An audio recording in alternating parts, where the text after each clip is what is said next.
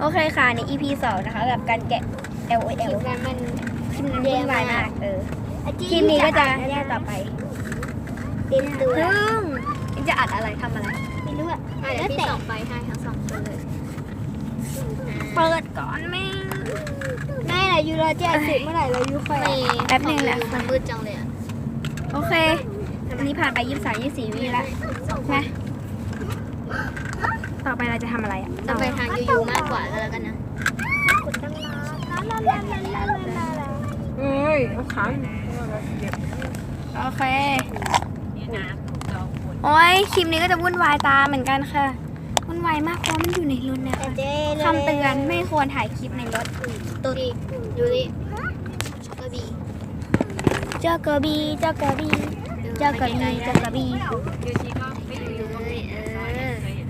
โอเค ดีมาก ก็ถ้าไม่เห็นหน้าก็ไม่เป็นไรนะขอน้ำเลยค่ะ ใจไหม น้ำไม่มี พูดเสร็จไม่หมด ยู เลย ขอน้ำ ทีมงานขอทีมงานขอน้ำหน่อย อายุยูน้ำให้หน่อยดิ ดูทีมงานทุกที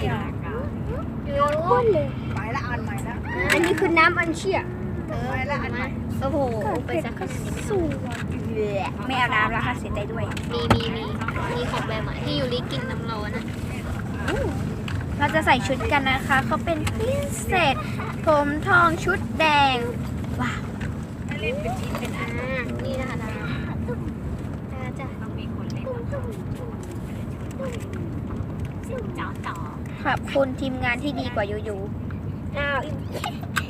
ทีมงานของเรา ทีมงาน18 ปี ไอเนี่ยต้นส่งลูกมาพาไปวัดหลักทางไปปล่อยปลา โอ้ อันนี้โลกระเบิดค่ะโลกระเบิด ตอนนี้นะคะถึงตอนที่โลกระเบิดแล้วค่ะ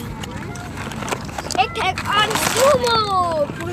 ปั่นได้นะ ซูโม่คิก โอ้ย แต่ไปก็ไปได้นะ ซูโม่คิกซูโม่คิก ลำคาญกล่องเหมือนกัน ซูโม่ ไม่อยาก ซูโม่คิกซูโม่คิก ทีมงานก็ติงต้องทั้งคู่เลยค่ะ ยังว่าเนี่ยมันมีให้ลงยวน วันนี้เลยค่ะฉายไฟภาษาอะไรเนี่ย ฉันเชื่อว่า register this can start มาที่ เขาเรียกว่านี่ใช้ไฟโทรศัพท์นะเขาเรียกว่า ไม่ได้ใช้ไฟวงกลมไม่ได้หยิบมาจะไม่มี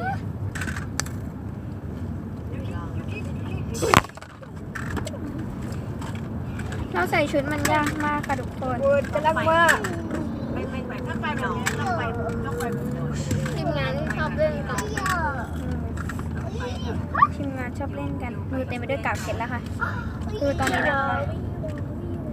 เราใส่ชุดให้มัน เสร็จแล้วค่ะตบมือค่ะทีมงานตบมือค่ะทีมงานตบมือ มือเหลับเพนเนี่ย ทีมงานตบมือค่ะตบมือ ไม่ ถ้าจบเลย เหมือนเบบีเลยอุดทีมงานอีกคนนึงจะทำลายอะค่ะอ๋อทีมงานเถอะ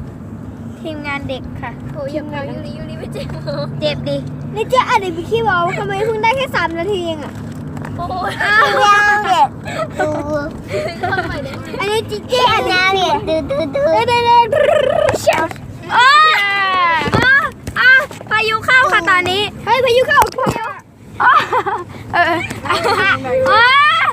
ยเจ๊